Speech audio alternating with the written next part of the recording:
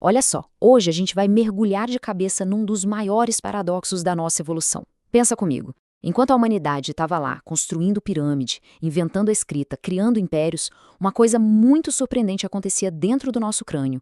Ele estava diminuindo. Diminuindo. Parece maluquice, né? Mas é exatamente isso que a ciência descobriu. Para ser mais exato, estamos falando de uns 10% a menos. Ah, 10% parece pouco? Pensa de novo. Em termos de evolução, isso é uma mudança, assim, gigantesca, num piscar de olhos. É como se do nada uma parte do nosso órgão mais vital simplesmente sumisse. Aí fica aquela pergunta no ar, né?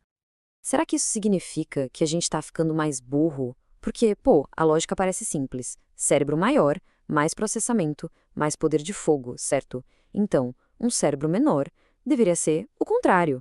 Só que, como a gente vai ver, a história é bem mais complexa e, sinceramente, mais fascinante do que essa continha de mais e menos. Então, bora investigar esse mistério. Pensa bem, de um lado, o nosso hardware biológico, o cérebro, diminuindo. Do outro, o nosso software cultural, a civilização, explodindo em complexidade. Como é que pode, né? Como é que essas duas coisas aconteceram exatamente ao mesmo tempo? E os números, olha, são de cair o queixo. Nossos ancestrais lá do Pleistoceno tinham cérebros com mais ou menos 1.500 centímetros cúbicos. Já nós, humanos modernos, ficamos na casa dos 1.350. Para se ter uma ideia do que isso significa, essa diferença é o volume de uma bola de tênis. Tira uma bola de tênis do seu cérebro. Não é pouca coisa não. E se a gente olha a linha do tempo, aí que o paradoxo fica escancarado. O cérebro começou a encolher justamente quando a humanidade estava decolando. Foi quando surgiu a agricultura, as primeiras cidades, a escrita, tudo. Então tá na cara que não foi uma perda de capacidade. A questão é, o que de fato estava rolando?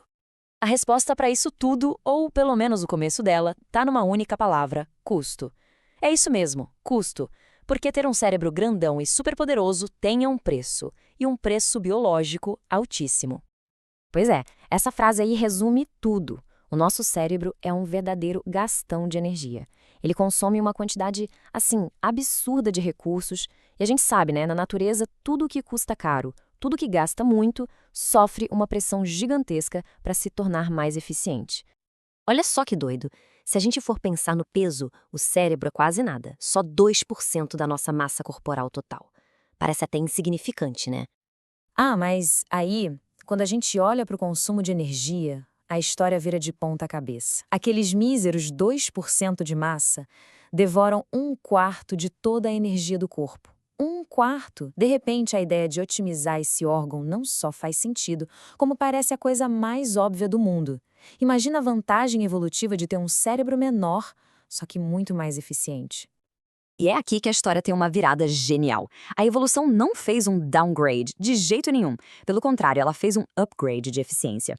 A questão nunca foi ter um cérebro menor e mais fraco, e sim ter um cérebro mais esperto, mais inteligente na forma como usava a energia. Foi uma verdadeira otimização de hardware.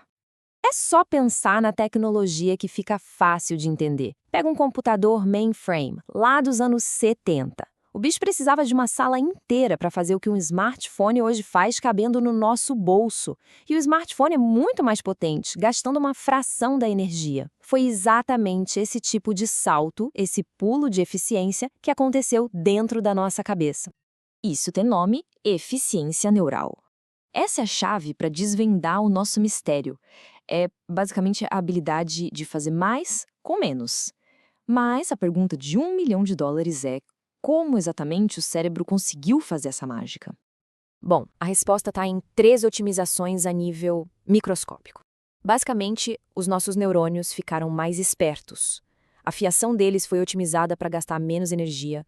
Os processadores internos, ficaram mais potentes. E até as baterias que alimentam tudo isso, as mitocôndrias, se tornaram mais eficientes. Qual o resultado disso tudo?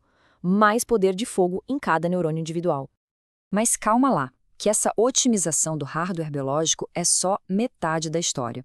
Porque ao mesmo tempo que isso acontecia, a humanidade estava desenvolvendo uma espécie de software externo para ajudar a dividir o trabalho.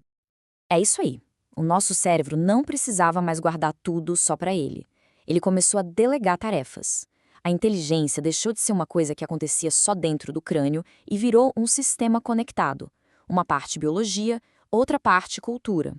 Pensa só na escrita. É a nossa memória externa, um HD. A matemática deu para a gente ferramentas para calcular coisas que seriam impossíveis de cabeça. E a própria sociedade, com as regras, com a cooperação, ela distribui o trabalho mental entre todo mundo. A gente literalmente terceirizou uma parte do nosso pensamento para a cultura que nós mesmos criamos. E isso, claro, muda completamente o jogo. O que aconteceu nesse período não foi o nascimento da nossa inteligência, mas sim a consolidação, a estabilização do modelo que a gente usa até hoje. Um cérebro super eficiente trabalhando em parceria com uma cultura complexa. Essa tabela aqui resume perfeitamente essa grande virada. A gente parou de apostar só no tamanho bruto e passou a focar na eficiência. E o mais importante de tudo, o nosso cérebro deixou de ser um sistema isolado para se tornar parte de uma rede muito maior, uma rede conectada com a cultura. Então, no fim das contas, a grande conclusão é que o encolhimento do cérebro não foi um passo para trás, de jeito nenhum. Na verdade, foi um momento em que a parceria perfeita entre um hardware biológico super eficiente e um software cultural poderosíssimo finalmente se firmou. E tudo isso deixa a gente com uma pergunta para o futuro, né?